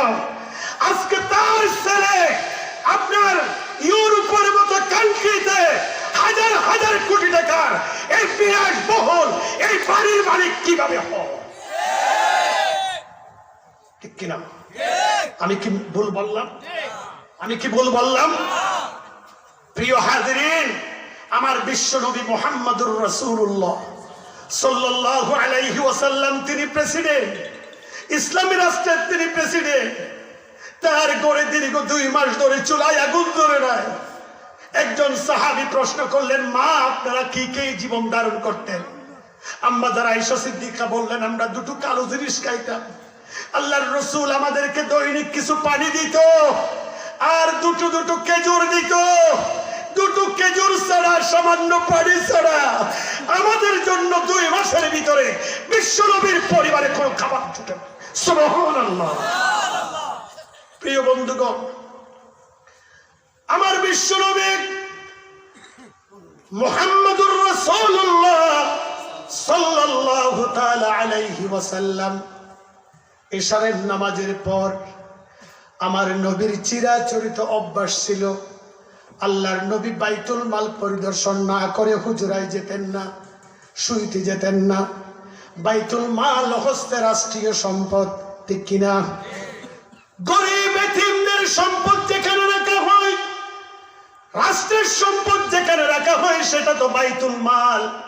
আমার বিশ্ব নবী এশারের নামাজের পর বাইতুল মাল পরিদর্শন করতে যেতেন। একদিন আল্লাহর নবী বাইতুল মাল পরিদর্শন করে আসার পথে একটা খেজুর এভাবে জমিনে পড়ে আছে। আমার বিশ্ব নবী দেখলেন আল্লাহর হাবিবের নূরানি হাত মুবারক দ্বারা ওই খেজুরটা মাটি থেকে তুলে নিলেন। সুবহানাল্লাহ। আমার বিশ্ব নবী 3 দিনের উপবাস, 3 দিন পর্যন্ত নবীর পেটে কোনো ধরনের খাবার যায় নাই। আমার নবী সোজা হয়ে দাঁড়াতে পারছেন না। এমন সময় আল্লাহর রাসূল বলছেন, আমি ওই খেজুরটা খেয়ে ফেললাম। খাওয়ার পর আমি আম্মাদের আয়েশা সিদ্দিকার কামরায় গেলাম। আজ আয়েশা সিদ্দিকার কামরায় আমার পালা। আল্লাহর নবীর একাধিক স্ত্রী ছিলেন। পালা করে করে কোন বিবির কাছে কোন দিন যাবেন, এইভাবে পালা করে করে আমার নবী যেতেন। আম্মাদের আয়েশা সিদ্দিকা রাদিয়াল্লাহু তাআলা আনহার ঘরে আমার পালা ছিল। আমি সেখানে গেলাম, কোনো খাবার নাই। আমার আয়েশা সিদ্দিকার পরিবারে খাবারের কোনো ব্যবস্থা হয় নাই। আমার জন্য বিছিয়ে দেওয়া হলো। আমি শুয়ে গেলাম। আম্মাদের আয়েশা সিদ্দিকা রাদিয়াল্লাহু তাআলা আনহা বললেন, আমার কিছুক্ষণ পর আল্লাহর নবীর সাথে যখন আমি শুইলাম, আমার ঘুম এসে গেছে। আল্লাহর নবীকে আজকে দেখতে পেলাম। আমার বিশ্ব নবী বড় বড় নিঃশ্বাস ছাড়ে, আর মাঝে মাঝে এপাশ হয় আর এপাশ হয়। আল্লাহর নবীর চোখে কিন্তু আজ ঘুম দেখা যাচ্ছে না। সুবহানাল্লাহ। আম্মাদের আয়েশা সিদ্দিকা রাদিয়াল্লাহু তাআলা আনহা বললেন, আমি ঘুমিয়ে গেলাম। রাত যখন গভীর হলো, হঠাৎ করে আমার ঘুম ভেঙে গেছে। আমি এইভাবে হাত দিয়ে দেখলাম আমার বিশ্ব নবী আমার পাশে আছে কিনা। আমি দেখতে পেলাম আমার বিশ্ব নবী আমার পাশে নাই। আমি আয়েশার অন্তরের ভিতরে এইভাবে হটকা লেগে গেছে, কোনো দুশমন আমার নবীকে কোনো বের করে নিয়ে গেল নাকি। আমি তাড়াতাড়ি আলোর ব্যবস্থা করলাম। হুজরার ভিতরে আলো যখন জ্বালালাম, আমি তখন দেখতে পেলাম আমার বিশ্ব নবী এইভাবে খাট থেকে নেমে সেজদায় পড়ে অজরে নয়নে কান্না করতেছে। আমাদের আয়েশা সিদ্দিকা রাদিয়াল্লাহু তাআলা বললেন, আমার বয়স যখন 6 বছর আল্লাহর রাসূলের সাথে আমার বিবাহ হয়, 9 বছর বয়সে আল্লাহর নবীর ঘরে আমাকে তুলে নেওয়া হয়। একজন স্বামীকে কিভাবে স্বামীর সাথে আচরণ করা হয়, ব্যবহার করা হয়, এগুলো আমার জানা ছিল না। আমি মনে করলাম আমার আচরণে আমার বিশ্ব নবী আজকে মনে ব্যথা পেয়েছে, যার জন্য ঘুমায় নাই। এইভাবে নিদ্রা থেকে উঠে আমার নবী সেজদায় পড়ে কান্না করতেছে। তখন আল্লাহ আম্মাদের আয়েশা সিদ্দিকা রাদিয়াল্লাহু তাআলা আনহা বললেন, আমি আল্লাহর নবীর কদম ধরে কান্না করতেছি, ইয়া রাসূলুল্লাহ, আমি কাল কিয়ামতের ময়দানে স্বামীর নাফরমান স্ত্রীদের কাতারে যদি আমাকে উঠতে হয়, আমার জীবন তো বরবাদ হয়ে যাবে, ইয়া রাসূলুল্লাহ। আমি যদি কোনো অপরাধ করে আমার মা বাবা আপনার উপরে কোরবান হয়ে যাক, আল্লাহর ওয়াস্তে দয়া করে আপনি আমাকে মাফ করে দিন, আপনি দয়া করে আমাকে মাফ করে দিন। একটু পরে আল্লাহর রাসূল যখন সিজদা থেকে সর মুবারক তুললেন, তখন আমার বিশ্ব নবী আয়েশাকে ডেকে টেনে নিয়ে বুকের সাথে জড়িয়ে ধরে বললেন, আয়েশা, তোমার আচরণে ব্যথিত হয়ে আমি কাঁদি নাই, আমি সিজদায় পড়ে কান্না করতেছি তোমার আচরণের কারণে নয়, তোমার ব্যবহারের কারণে নয়। আমি কান্না করতেছি 3 দিন ধরে আমি আমি উপবাস, কোনো খাবার আমার পেটে যায় নাই। আমি বাইতুল মাল পরিদর্শন করে আসার পথে আমি একটা খেজুর পেলাম। খেজুরটা আমি খেয়ে ফেলছি। খাওয়ার পর থেকে আমার মাঝে সন্দেহ জাগ্রত হলো যে আল্লাহ, আমি মনে করলাম যে এটা যাকাতের খেজুর। যাকাত খাওয়াটা তো আমি নবীর জন্য হারাম। যাকাত খাওয়াটা তো আমার জন্য হারাম। হারাম কোন বস্তু আমি নবীর পেটে গেল নাকি? এজন্য আমার ঘুম হারাম হয়ে গেছে। আমি তোমার বিছনা থেকে উঠে সাজদায় পড়ে কান্না করছি শুধু এই কারণে, এই মাত্র জিবরাইল আমিন এসে আমাকে জানিয়ে দিয়ে গেল, ইয়া রাসূলুল্লাহ, আপনি যেই খেজুর খেয়েছেন সেটা যাকাতের খেজুর নয়। আল্লাহ আপনাকে হারাম থেকে আল্লাহ পাক আপনাকে বাঁচিয়ে রেখেছেন। আল্লাহ নিজেই আপনাকে কন্ট্রোল করেন। আপনাকে চিন্তা করতে হবে না, আপনার পেটে কোনো খাবার হারাম খাবার যায় নাই। এরপরে আমার নবী সিজদা থেকে উঠলেন। প্রিয় বন্ধুগণ, বুঝাতে চেয়েছিলাম যে একটা খেজুর হারাম না হালাল সন্দেহ করে যদি আমার নবীর সারাটা রাতের ঘুম হারাম হয়ে যায়, সিজদায় পড়ে যদি অজর নয়নে কান্না করে, সেই নবীর উম্মত হয়ে হারাম খেয়ে খেয়ে এই নবীর সুপারিশ নিয়ে জান্নাতে যাবেন কিভাবে আশা করে?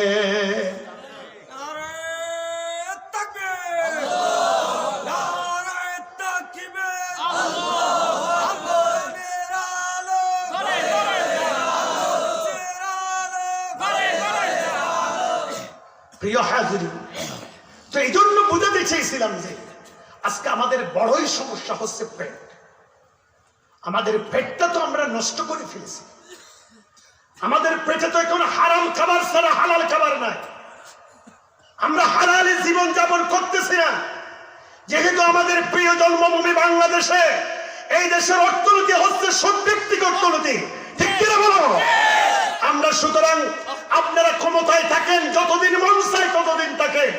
আমরা যারা বাংলাদেশের মুসলমান, আমরা চাই এই দেশ থেকে সুদভিত্তিক অর্থনীতি বন্ধ করে দিয়ে আল্লাহর দেওয়া যাকাত ভিত্তিক অর্থনীতি চালু করা হোক। কে কে রাজি আছেন?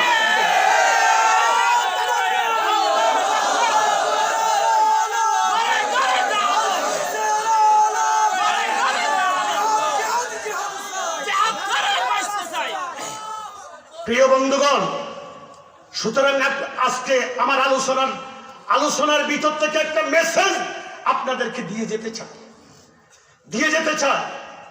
আপনি যদি আপনার পরিবারটাকে যদি সংশোধন করতে চান, সমাজটাকে যদি সংশোধন করতে চান, দেশটাকে যদি সংশোধন করতে চান, দুর্নীতিমুক্ত সমাজ, এইভাবে অপরাধ মুক্ত সমাজ, সোনার বাংলা, তোমার বাবার সোনার বাংলা, তোমার বাবা যে জীবন দিল, এইভাবে যে স্বাধীনতার সংগ্রামে এইভাবে লক্ষ লক্ষ বাংলার দামাল ছেলেরা রাজপথে নেমে এসে জীবন দিয়ে এই দেশটাকে স্বাধীন করলো। সুতরাং তোমার বাবার স্বপ্ন ছিল যে এই দেশটাকে দুর্নীতি মুক্ত, শোষণ মুক্ত, এইভাবে অপরাধ মুক্ত, সন্ত্রাস মুক্ত একটা রাষ্ট্র গড়ার একটা স্বপ্ন ছিল, ঠিক কিনা? জোরে বলেন না ঠিক কিনা? কিন্তু আপনি চাচ্ছেন যে আপনার বাবার স্বপ্নটা বাস্তবায়ন করতে। মা, আমি দরদ দিয়ে বলতেছি, আপনার সাথে আমাদের কোনো দুশমনি নেই। আমরা আপনার বন্ধু, আপনার শুভাকাঙ্ক্ষী। আপনি এইভাবে দুর্নীতিমুক্ত সমাজ যদি করতে চান, আপনার বাবার স্বপ্ন সোনার বাংলা যদি করতে চান, এই যতদিন পর্যন্ত এই দেশের অর্থনৈতিক ব্যবস্থা সেভাবে সুদ ভিত্তিক অর্থনীতি, এটাকে ক্যান্সেল করে যাকাত ভিত্তিক অর্থনীতি যদি প্রতিষ্ঠা না করা হয়, সোনার মানুষ তৈরি হবে না। এই জাতের সোর সাক্কা দিয়ে কোনোদিন সোনার বাংলা হবে না, সোরের বাংলা হবে।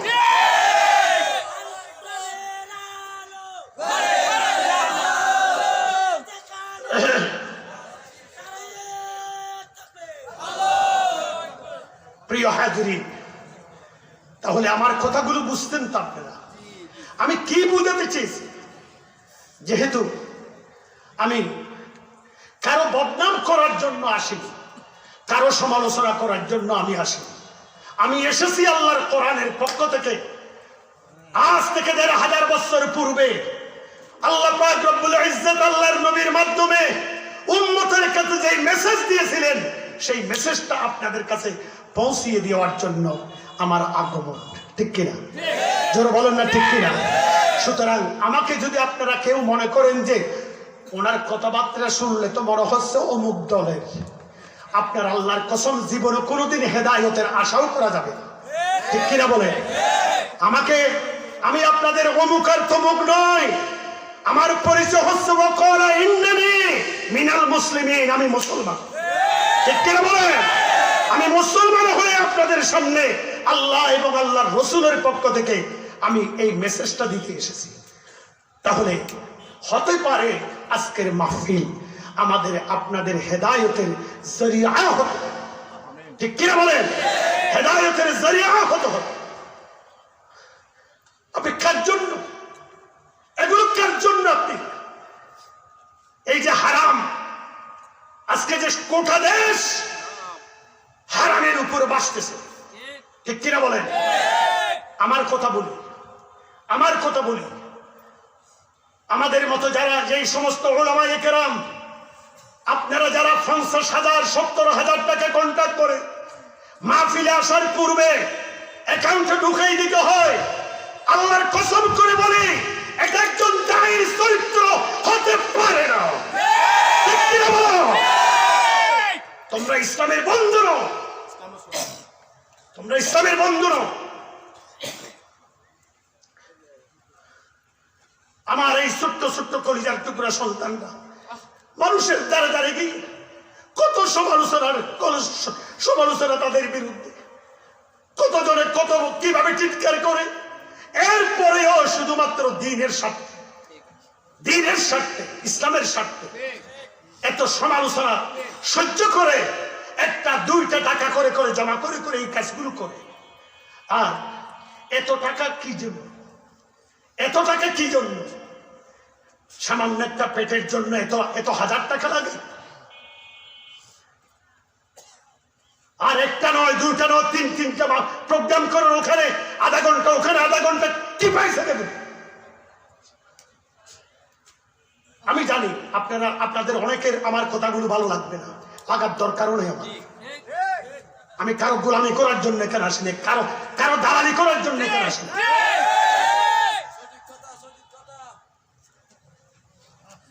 প্রিয় বন্ধুগণ, আমি নিজেও সংশোধন হব। আমি যতক্ষণ পর্যন্ত সংশোধন হব না, অতক্ষণ পর্যন্ত আমার কথায় কোনো মানুষ হেদায়েত হবে না, আমার কথায় কোনো মানুষ হেদায়েত হবে না। আল্লাহকে ভয় করো, আল্লাহকে ভয় করো।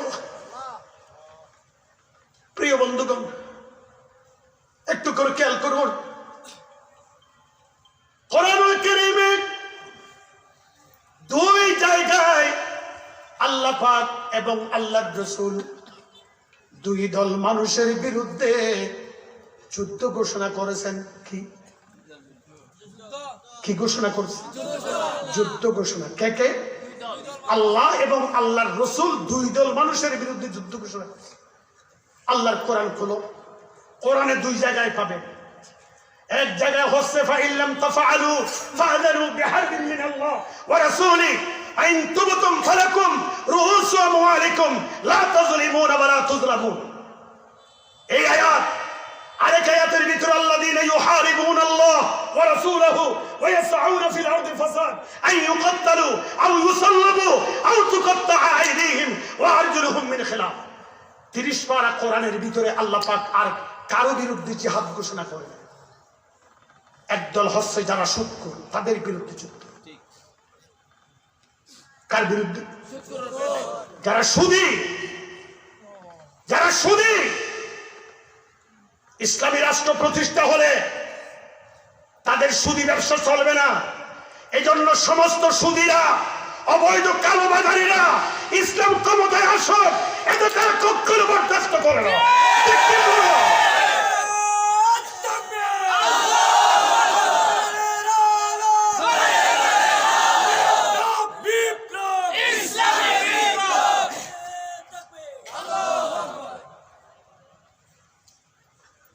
এখন নয়, অতীতেও ইসলামের প্রারম্ভিক সময়েও তৎকালীন সময়ের আরবের সেই ধনাঢ্য বড় বড় পুঁজিপতিরা আল্লাহর নবীর ইসলামী আন্দোলন সমাজে কায়েম হোক, ইসলামী আইন ইসলামের রাজ কায়েম হোক, আরবের সেই সমস্ত ধনীরা এক মুহূর্তের জন্য এটা চায় নাই।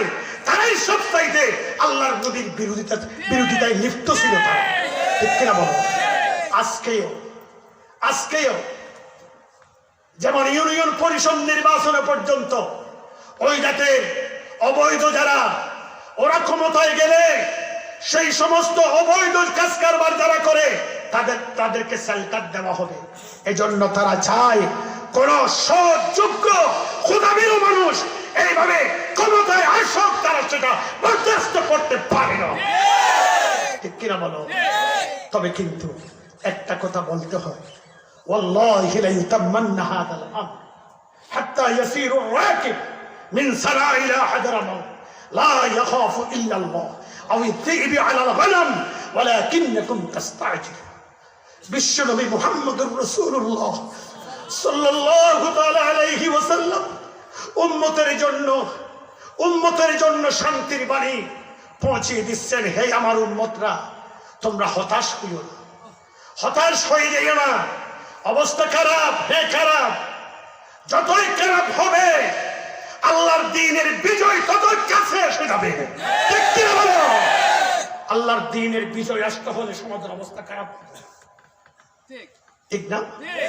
মনে করেন আপনারা যারা জোয়ার বাটার যারা ছিলেন, নদীর সাথে যাদের সম্পর্ক আছে, জোয়ার বাটা নদী যখন ভাটা লেগে যায়, বাটা যেতে যেতে যেতে যেতে এইভাবে বাটা যাওয়ার আর নাই, বাটা যাওয়ার ব্যবস্থা আর নাই, একেবারে নদীর সেই চর যখন শুকিয়ে যায়, আরো বাটা যাওয়ার কি সুযোগ আছে? কথা বলেন না। এইভাবে যখন বাটা হয় তখন আমরা যারা নদীর সাথে যাদের পরিচয় সম্পর্ক, আমরা জানি যে এবার জোয়ার হবে। এবার কি হবে? কথা বলেন না, এবার কি হবে? যেই দেশে 85 বছরের বয়োবৃদ্ধা মহিলা থেকে শুরু করে 5 বছরের শিশু কন্যা পর্যন্ত দর্শনের হাত থেকে রেহাই পায় না, ঠিক কিনা বলো? এর চাইতে খারাপ হওয়ার আর কি ব্যবস্থা আছে? বলেন আছে? কোথায় যাবে না? আমি মাঝে মাঝে একটা কথা বলি, উদাহরণস্বরূপ বলি। কষ্ট হচ্ছে আপনাদের? কষ্ট হচ্ছে না তো? ইনশাআল্লাহ। তাহলে একটা প্রতিষ্ঠান, স্কুল মাদ্রাসা গভর্নমেন্ট যেগুলো আছে, এগুলো মাঝে মাঝে সরকার অডিট করে না? কি বলেন, করে না বাবা? আপনাদের পেকুয়াতে যেই সমস্ত গভর্নমেন্ট স্কুল কলেজ মাদ্রাসা যেগুলো আছে, মাঝে মাঝে অডিটর আসে না? অডিট আসে। তখনকার সময়ে তো ছাত্র কম, কিন্তু আমাদের অনুমোদন রক্ষা করার জন্য ছাত্র একটু বেশি দেখাইতে পারে, ঠিক না? আলহামদুলিল্লাহ, এখন কিন্তু ছাত্রছাত্রীর কোনো অভাব আলহামদুলিল্লাহ না। এখন জনগণ অনেকটা শিক্ষা মুখী হয়ে গেছে, আলহামদুলিল্লাহ। এটা শুকরিয়ার বিষয়। এমন কোন মাদ্রাসা নাই যেই মাদ্রাসাগুলোতে বর্তমান হাজার হাজার ছাত্রী সেই মাদ্রাসায় এভাবে নেকাব পড়ে, বোরকা পড়ে, ইসলামিক ড্রেস দিয়ে এইভাবে মাদ্রাসায় যাওয়া আসা করে, ঠিক কিনা বলেন? অনেকের কিন্তু এগুলো সহ্য হয় না। ওরা বলে যে, মাঝে মাঝে বক্তব্য দিতে গিয়ে বলে যে, কি এখন বোরকাওয়ালা মহিলার বেড়ে গেছে সমাজে, আমরা এমন ভাবে কায়দা করব যাতে করে বোরকাওয়ালা কমে যায়, ঠিক কিনা? 3 জন শিক্ষিত ছাত্রের মাঝে 1 জন মাদ্রাসার ছাত্র দেখা যায়, মাদ্রাসায় পড়লেও তাদের চুলকানি বেশি হয়, ঠিক না? জোরে বলেন না, ঠিক না? কিন্তু তোদের চুলকানি থেকে যাবে, কিন্তু তোদের সেই চুলকানি দ্বারা আল্লাহর দ্বীনকে তুমি এই জমিন থেকে এভাবে খতম করে দিতে পারবে না ইনশাআল্লাহ, ঠিক কিনা বলে? জোরে বলেন ঠিক কিনা? প্রিয় হাজিরিন, এজন্য বুঝাতে চেয়েছিলাম যে অডিট যখন আসছে তখন স্যাররা যারা জীবনেও কোনোদিন স্কুলে আসে না এমন কিছু ছেলে মেয়েদেরকে ধরে ধরে কাপড় চোপড় পরিধান করায়, এভাবে তাদেরকে স্কুলের বেঞ্চে বসাই দিল। এখন দশম শ্রেণী, কত শ্রেণী? দশম শ্রেণী। যিনি অডিটর তিনি ঢুকে একটা প্রশ্ন করলেন, বাবারা তোমরা কেমন আছো? সকলে বলতেছে হুজুর ভালো আছি। আচ্ছা, একটা প্রশ্ন করলে জবাব দিতে পারবে? সকলে বলছে যে হুজুর পারবে। আচ্ছা বলো, শরীরের বিভিন্ন জায়গায় এমন একটা জিনিস আছে যেটা বিভিন্ন জায়গায় বিভিন্ন নামকরণ করে, এই জিনিসটা কি বলতো? প্রশ্নটা তো সহজ না একটু কঠিন? ছাত্রদের জন্য তো একটা কঠিন। এখন নাম্বার 1, নাম্বার 2, নাম্বার 3 যেই সমস্ত ছাত্ররা রেগুলারিটি মেনটেন করে, প্রতিদিন ক্লাসে আসে, কেউ কথা বলছে না, জবাব কেউ দিচ্ছে না। ওই যে আরেকজন মাঠ থেকে ধরে এনে বসাই দিল, মোটা সোটা লম্বা চওড়া, সে বলতেছে স্যার এটা আমি জবাব দিতে পারবো। তো বলছি আচ্ছা বলো। এখন প্রধান শিক্ষক, সেকেন্ড স্যার, তারপর সহকারী যারা, ওরা সকলেই তাদের কলিজা দূর দূর করে কাঁপতেছে, আল্লাহ এই ছেলেটা তো ছাত্র না, আমরা তো মাঠ থেকে ধরে এনে তাকে বসাইছি, কি না কি জবাব দে। আলহামদুলিল্লাহ।